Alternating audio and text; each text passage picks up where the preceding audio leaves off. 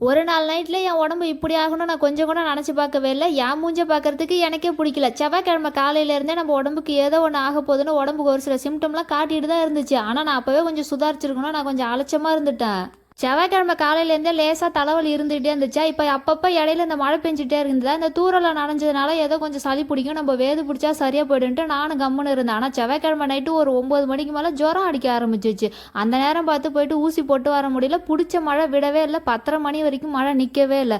10:30 மணிக்கு மேலெலாம் போர்வைக்கு மேலே ஜுரம் அடிக்க ஆரம்பிச்சிச்சு. விடிய விடிய பயங்கரமான ஜுரம் அடிச்சுது. ஆனால் விடிஞ்சு பார்த்தீங்கன்னா ஒரு 6 மணி போல் ஜுரம் கம்முன்னு நின்றுடுச்சு.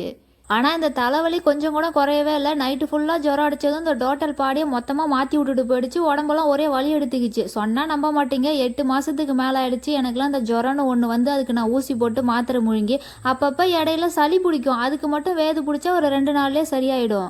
அதுக்கப்புறம் நேற்று புதன்கிழமை காலையில் 10 மணிக்கு தான் ஹாஸ்பிட்டல் போட்டு ஊசி போட்டு வந்தோம். இப்போலாம் இந்த ஊசி மாத்திரை பார்த்தாலே எனக்கு பயமாக இருக்குது. எனக்கு ஜுரம் கொஞ்சம் அதிகமாக அடிச்சதுனால பயப்புல நல்லாவே பயந்துடுச்சு. காலையில் சமைச்சதுலேருந்து 10 பாத்திரம் வாஷ் பண்ண வரைக்கும் எல்லா வேலையும் அவர் தான் பார்த்துட்டு இருந்தார். இப்போ கொஞ்சம் உடம்பு பரவாயில்ல, நல்லா தான் இருக்கிறேன்.